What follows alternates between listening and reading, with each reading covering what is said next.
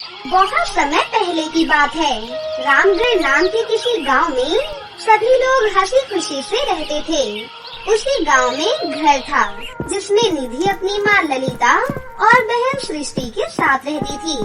निधि का रंग दिखने में काला था, इसीलिए सृष्टि और ललिता हमेशा निधि पर अत्याचार करती रहती थी और उससे सौतेला व्यवहार करती थी। निधि के पिता मनोज कलकत्ता की एक फैक्ट्री के मालिक थे और वो कलकत्ता में ही रहते थे।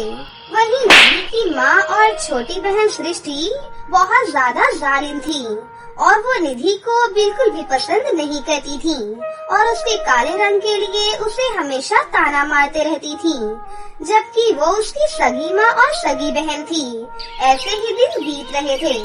एक दिन निधि बाथरूम में कपड़े धो रही थी कि तभी उसकी बहन सृष्टि वहाँ पर आती है और उससे कहती है, दीदी आपने अभी तक मेरे लिए नाश्ता क्यों नहीं बनाया है? मेरा कॉलेज जाने का समय हो गया है और आप यहाँ बैठकर कपड़े धो रही हो। क्या आपको नहीं पता कि मैं हर दिन सुबह कॉलेज जाती हूँ, फिर दोपहर में अपने दोस्तों के साथ क्लब में पार्टी करने जाती हूँ, इसीलिए मैं शाम को लेट घर आती हूँ और आपने मेरे लिए अभी तक नाश्ता भी नहीं बनाया। सृष्टि मेरी प्यारी बहन, मैं अभी बस 2 कपड़े धुलकर फिर तुम्हारे लिए नाश्ता बनाने जा ही रही थी और मैं कैसे भूल सकती हूँ कि मेरी प्यारी छोटी सी गुड़िया बहन हर दिन कॉलेज जाती है।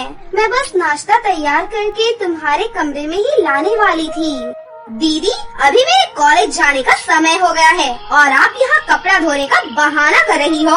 अगर आप मेरे लिए नाश्ता लेकर आने ही वाली थी तो जरा किचन में चलकर दिखाइए तो, कहाँ आपने मेरे लिए नाश्ता बनाकर रखा हुआ है।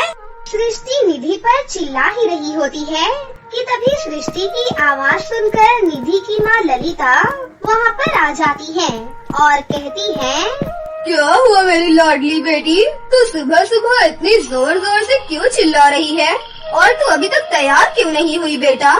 क्या आज तुझे कॉलेज नहीं जाना है? मम्मी अगर दीदी का बस चले तो ये मेरी पढ़ाई ही छुड़वा दे, जैसे कि आपने दीदी की छुड़वा दी और ये अनपढ़ रह गई, वैसे मैं भी रह जाऊंगी। दीदी को मैंने कितनी बार बोला है कि सुबह 5 बजे उठकर सबसे पहले मेरे लिए नाश्ता तैयार किया करो, लेकिन फिर भी दीदी ने मेरे लिए नाश्ता तैयार नहीं किया।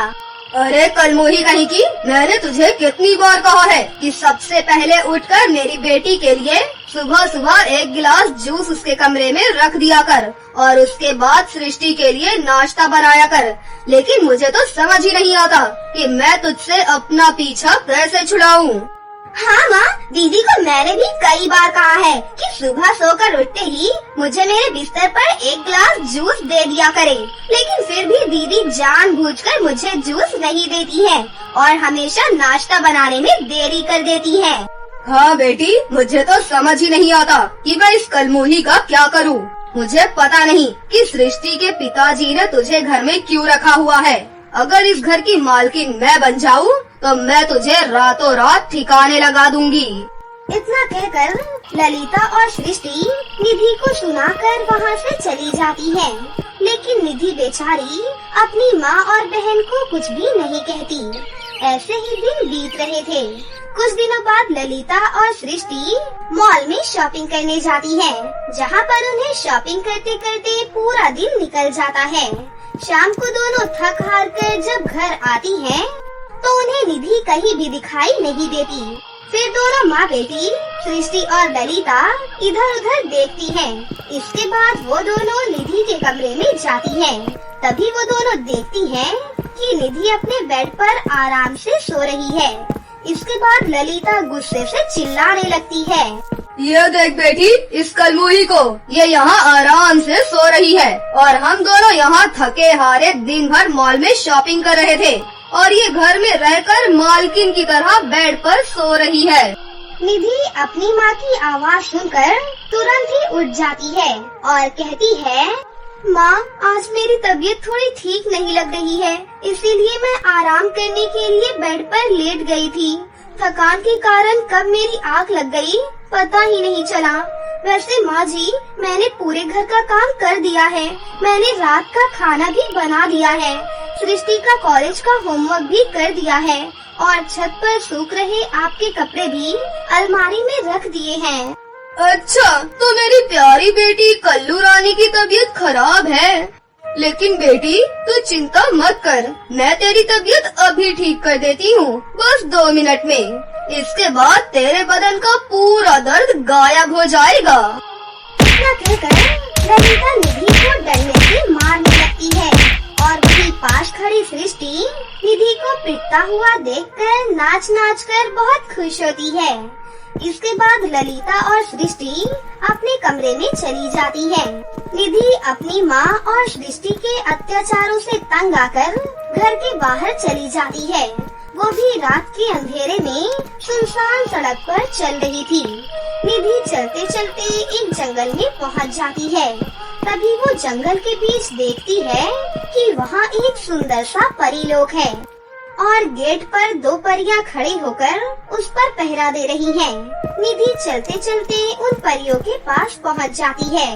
तभी उनमें से एक परी निधि से कहती है, हेलो निधि, मुझे पता है तुम बहुत परेशान हो और अपनी माँ और बहन के अत्याचारों से तंग आकर अपना घर छोड़कर यहाँ घूम रही हो और मुझे ये भी पता है कि वो दोनों तुम्हें बिल्कुल भी पसंद नहीं करते और बहुत परेशान करते हैं, इसीलिए तुम आते जाते यहाँ घूम रही हो। इसके बाद निधि परी को अपनी सारी आग बीती सुनाती है। निधि, तुम रो मत, मैं तुम्हारी सहायता करूंगी। मुझे तुम्हारे बारे में सब कुछ पता चल गया है कि तुम एक नेक दिल इंसान हो और मेरे होते हुए कोई नेक दिल लड़की किसी परेशानी में हो, ये मुझे बिल्कुल भी बर्दाश्त नहीं है। इसके बाद परी निधि को अपने जादू से गायब करके परियों की जादुई क्लास में ले जाती है। लेकिन रात होने के कारण पूरी क्लास में कोई भी नहीं होता और वहाँ पर कुछ जादुई चीजें चमक रही थी। तभी वो परी उन सामानों में से वहाँ एक जादुई घास का लहंगा प्रकट कर देती है और वो घास का लहंगा प्रकट होते ही निधि से बोलता है, हेलो निधि, मुझे पता है तुम यहाँ अपना घर छोड़कर आई हो क्योंकि तुम्हारी माँ और तुम्हारी बहन तुम्हें बिल्कुल भी पसंद नहीं करती और तुम्हें हमेशा परेशान करती हैं। इसीलिए तुम घर छोड़कर यहाँ आ गई हो। परी जी, ये जादुई घास का लहंगा है और ये बोल रहा है, ये कैसे हो सकता है? हाँ निधि, क्योंकि ये एक जादुई घास का लहंगा है और ये तुम्हारी सभी परेशानियों को मिनटों में खत्म कर देगा। हाँ परी जी, क्या आप सच बोल रही हो? मुझे तो ये सभी बातें सुनकर यकीन ही नहीं हो रहा है। क्या सच में ये घास का लहंगा मेरी सहायता करेगा? हाँ निधि, सच में। अगर तुम्हें इस पर यकीन नहीं है तो तुम इस जादुई घास के लहंगे को आजमा कर देख सकती हो। इसके बाद तुम्हें मेरी सारी जादुई शक्तियों पर विश्वास हो जाएगा। नहीं परी जी, आप ये कैसी बातें कर रही हैं? एक तो आप मेरी सहायता कर रही हो और ऊपर से मैं आपका विश्वास न करूं, ऐसा हो ही नहीं सकता। मुझे आपकी बातों पर पूरा विश्वास है। अच्छा, तो अब मैं जाती हूँ। रात बहुत हो रही है, इस जंगल में जंगली जानवर घूम रहे होंगे, इसीलिए मैं घर चलती हूँ। इसके बाद निधि घर की तरफ जाने लगती है कि तभी वो घास का लहंगा अपने जादू से निधि को घर पहुंचा देता है।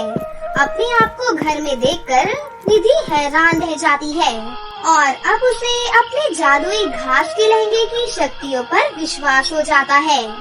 उसके बाद निधि अपने कमरे में जाकर उस घास के लहंगे को वहीं रखकर सो जाती है। अगली सुबह निधि और सबके उठने से पहले जादुई घास का लहंगा सबके लिए नाश्ता बनाकर तैयार कर देता है। उसके बाद जादुई घास का लहंगा निधि को दुनिया की सबसे खूबसूरत लड़की बना देता है। अपने अंदर बदलाव महसूस करके निधि तुरंत ही उठ जाती है।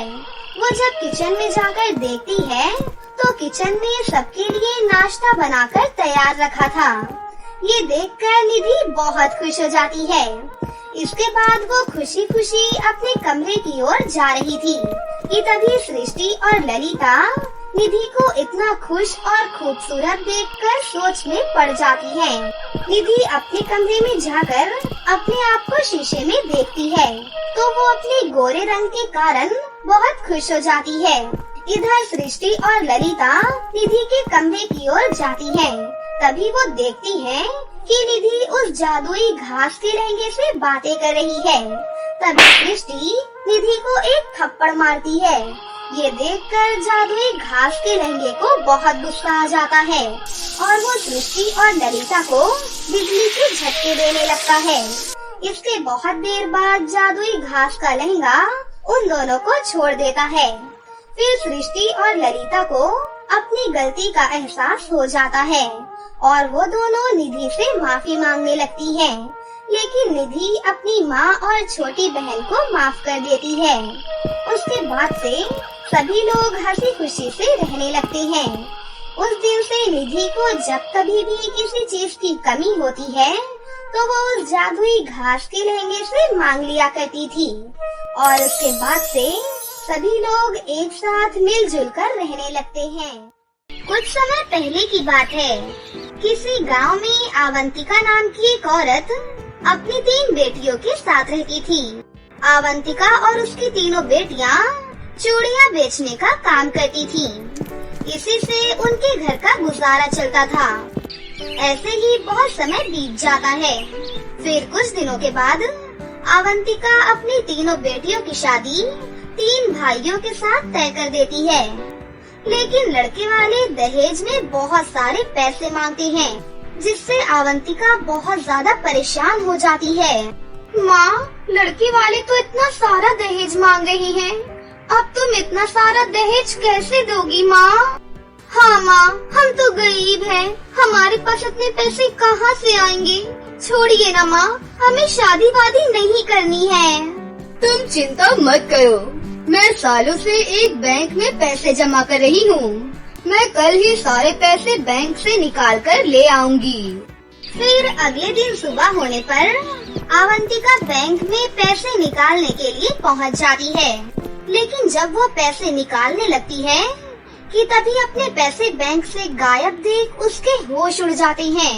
दूसरी तरफ जब आवंतिका इस बारे में बैंक के मैनेजर से बात करती है तो बैंक का मैनेजर उसे डांट कर वहाँ से भगाने लगता है और वो बेचारी निराश मन से वहाँ से चली जाती है। फिर वो गांव की एक औरत को इन सब चीजों के बारे में बताती है। अरे बहन, तुमने इस बैंक में खाता खोलकर बहुत बड़ी गलती कर दी। ये मैनेजर बहुत बड़ा धोखेबाज है। इसने तुम्हारी तरह बहुत सारे लोगों के पैसे हड़प लिए हैं। अब हम इसका कुछ भी नहीं कर सकते बहन। हे ऊपर वाले, मैं तो पूरी तरह से बर्बाद हो गई हूँ। अब तो मेरे पास एक भी फूटी कौड़ी भी नहीं है। बिना पैसों के तो मेरी बेटियों की शादी टूट जाएगी। ये सब सुनकर उस औरत को भी बहुत बुरा लगता है, लेकिन वो कर भी क्या सकती थी। उसके बाद आवंतिका चुपचाप वहाँ से अपने घर चली जाती है और घर जाकर अपनी बेटियों को वो सारी बात बता देती है। माँ, अब तो सिर्फ एक ही उपाय है। हमें पहाड़ी के पीछे वाले जंगल की नदी के पास जाना होगा। मैंने सुना है वहाँ पर एक शक्तिशाली परी रोजाना आती है। हमें उनसे मदद मांगनी चाहिए। मुझे पूरा यकीन है कि वो परी हमारी मदद जरूर करेंगी माँ। लेकिन बेटी, वो परी अच्छी है या बुरी, हमें तो कुछ भी नहीं पता है। कहीं वहाँ जाकर कोई मुसीबत न खड़ी हो जाए बेटा। तुम चिंता मत करो माँ, सब कुछ ठीक हो जाएगा। एक बार हम चल कर तो देखते हैं।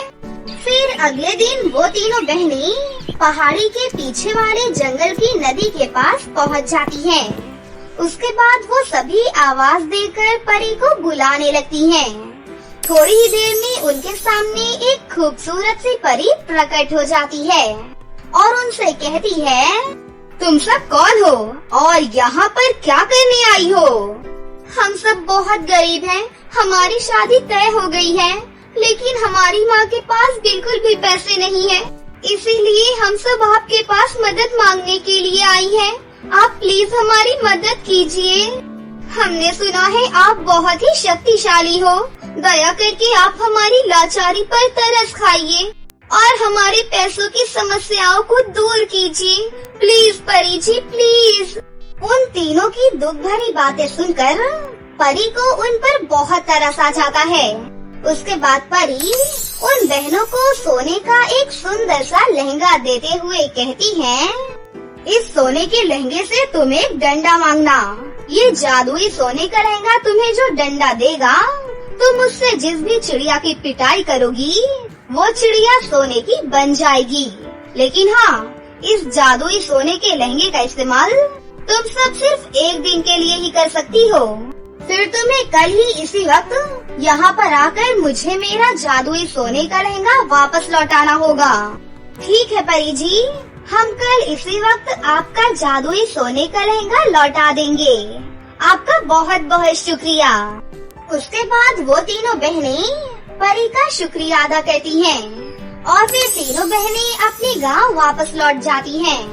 फिर वो सभी कुछ चिड़ियों को पकड़ लेती हैं और जादुई सोने के लहंगे से जादुई डंडा मांगती हैं और उसके बाद वो उन चिड़ियों की उस डंडे से पिटाई करने लगती हैं।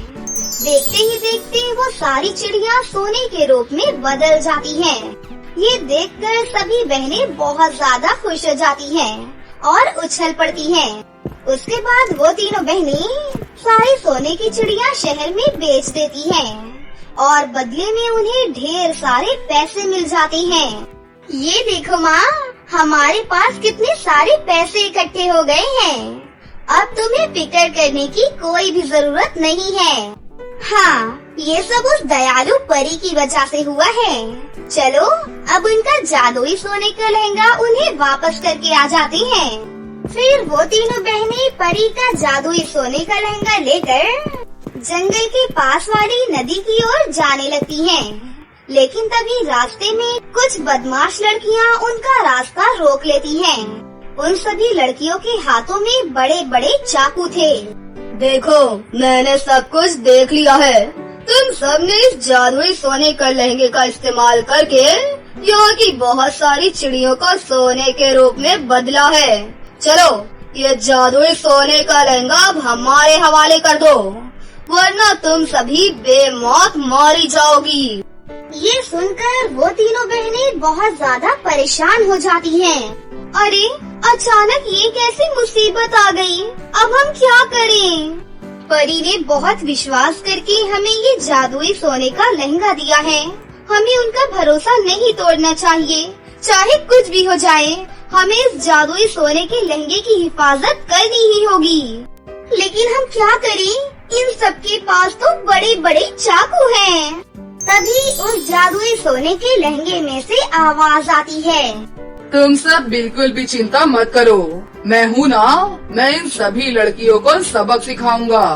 फिर अगले ही पल जादुई लहंगे के अंदर से शोलेदार आग निकलने लगती है और उन सभी लड़कियों को जलाने लगती है। अरे मर गई रे, मेरे शरीर में बहुत जलन हो रही है। अरे कोई तो बचाओ मुझे, बचाओ। इस तरह वो सभी लड़कियाँ दर्द के मारे रोने लगती हैं। फिर थोड़ी ही देर में उन सभी लड़कियों का शरीर पूरी तरह से जलकर खाक के रूप में बदल जाता है।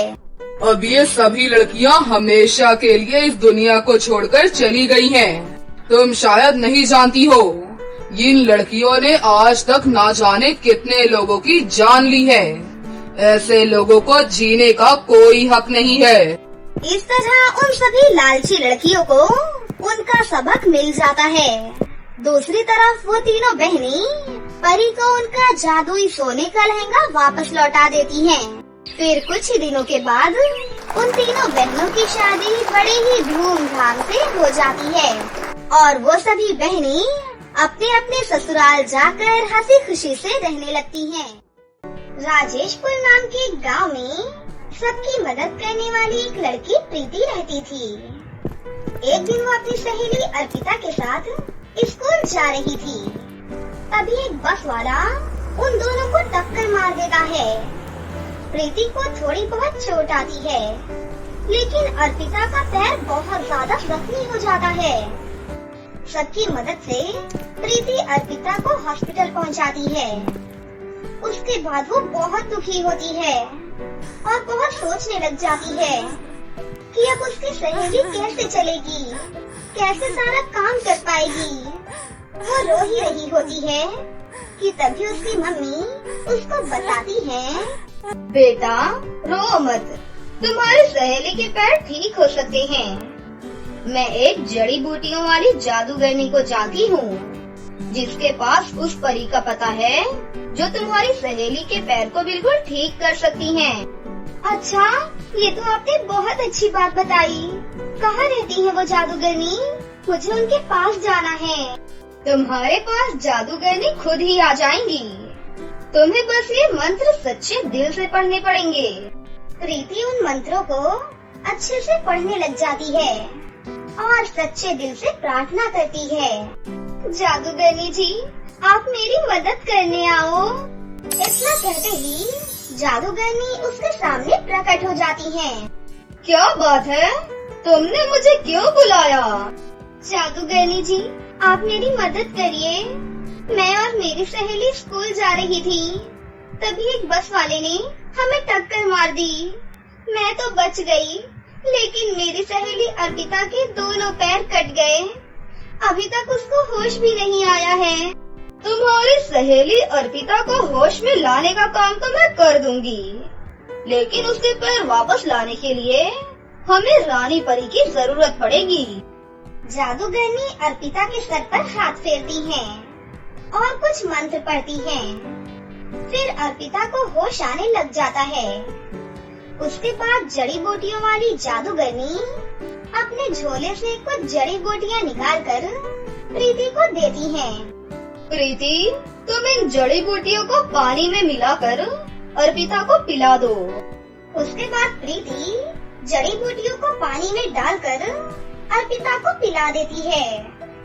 जैसे ही अर्पिता पानी पीती है, वैसे ही उसके सारे घाव खत्म हो जाते हैं और उसे अपने शरीर में शक्ति महसूस होने लगती है। लेकिन अर्पिता फिर भी उदास हो जाती है और रोने लग जाती है। अरे मेरे पैर कहाँ गए? अर्पिता, तुम्हारे दोनों पाँव तो कट गए हैं। तुम इतने दिन हॉस्पिटल में थी, तुम्हें तो होश भी नहीं था। आज जब तुम्हें तुम्हारे घर के लिए हॉस्पिटल से छुट्टी मिली, तो मैं इन जादूगरनी जी को तुम्हारे पास ले आई ताकि तुम होश में आ जाओ। तुम चिंता मत करो, तुम्हें तो खुश होना चाहिए कि ऐसी सहेली तुम्हारे साथ है। अब हम दोनों रानी परी के पास जाएंगे और वो तुम्हारे पैर वापस लौटा देंगी। ऐसा कहकर प्रीति और जादूगरनी दोनों आसमान में उड़ जाती हैं और परीलोक में पहुंचकर रानी परी के महल में जाती हैं। हे दयालु रानी परी जी, हमें आपकी मदद की जरूरत है। ऐसा कहकर जादूगरनी रानी परी को सारी बातें बता देती है। रानी परी एक सुंदर और चमकीली सी ड्रेस जादूगरनी को दे देती है। ये ड्रेस ले जाओ। जैसे ही प्रीति की सहेली अर्पिता इस ड्रेस को पहनेगी, उसके दोनों पैर वापस आ जाएंगे। ये लो, मेरी तरफ से ये जादुई ड्रेस अर्पिता को दे दो। जादूगरनी और प्रीति रानी परी को धन्यवाद देकर रानी परी के महल से चली जाती हैं और अर्पिता के घर पहुंचती हैं। घर पहुंचकर वो अर्पिता को वो जादुई ड्रेस देती है। प्रीति अर्पिता को वो जादुई ड्रेस पहना देती है। जैसे ही अर्पिता उस जादुई ड्रेस को पहनती है, उसके दोनों पैर वापस आ जाते हैं और अर्पिता बहुत खुश होती है और जादूगरनी को और प्रीता को धन्यवाद कहती है। जादूगरनी अर्पिता और प्रीति की मदद करके बहुत ही ज्यादा खुश होती हैं और वो जाने लग जाती हैं कि तभी वो देखती हैं कि उसके झोले से जड़ी बूटियाँ गायब हो गई होती हैं। अर्पिता, मेरे झोले में से जड़ी बूटियाँ कहाँ गई? मैं तुम्हारे घर पर अपने झोले को छोड़ कर गई थी ना? मुझे नहीं पता जादूगरनी जी, मेरी तबीयत पूछने मेरी चाची आई थी, शायद उन्हें कुछ पता हो। जादूगरनी अपनी आंखें बंद करके ध्यान लगाती हैं, तो उसे पता चलता है कि अर्पिता की चाची ने उन जड़ी बूटियों को चुरा लिया था। जादूगरनी अर्पिता की चाची के घर पर पहुंच जाती है और मंत्र बोलकर अर्पिता की चाची को रस्सियों से बांध देती है। तुमने मेरी जड़ी बूटियाँ अलमारी में छिपाई है ना? तुम्हारी हिम्मत कैसे हुई बिना पूछे मेरी जड़ी बूटियाँ चुराने की? मुझे माफ कर दो, मेरे मन में लालच आ गया था। मैंने सोचा कि मैं वो जड़ी बूटियों को बेच दूंगी और माला माल हो जाऊंगी। जड़ी बूटियों की शक्तियाँ देखकर मैं हैरान थी। जड़ी बूटियों ने अर्पिता के घाव भर दिए थे। मैंने सोचा अगर मैं ये जड़ी बूटियाँ बेच दूंगी तो मैं माला माल हो जाऊंगी। ये जड़ी बूटियाँ सिर्फ मेरे ही मंत्रों से काम करती हैं और किसी के नहीं। इतना कहकर जादूगरनी चाची के डंडे से पिटाई करने लग जाती है। इतने में ही अर्पिता और प्रीति भी वहाँ पर आ जाती है। जादूगरनी जी, इन्हें माफ कर दीजिए, मेरी चाची आगे से ऐसा नहीं करेंगी, प्लीज जादूगरनी जी। अगर इसने फिर से लालच किया तो मैं इसे वापस डंडे से मारूंगी। अभी मैं तुम्हारे कहने पर इसे छोड़ रही हूँ। तुम ये जादुई ड्रेस भी संभाल कर रखना और किसी को मत देना। तुम्हारी चाची एक नंबर की चोरनी है। ऐसा कहकर जादूगरनी वहाँ से चली जाती है। फिर प्रीति और अर्पिता दोनों फिर से हंसी खुशी स्कूल जाने लगती हैं। तो दोस्तों, कैसी लगी आपको हमारी ये कहानी? अगर आपको हमारी कहानी अच्छी लगी हो तो इसे जरूर लाइक करें, साथ ही हमारे चैनल को सब्सक्राइब भी कर लें और बेल आइकन को दबाना ना भूलें। मिलते हैं अगली वीडियो में। धन्यवाद।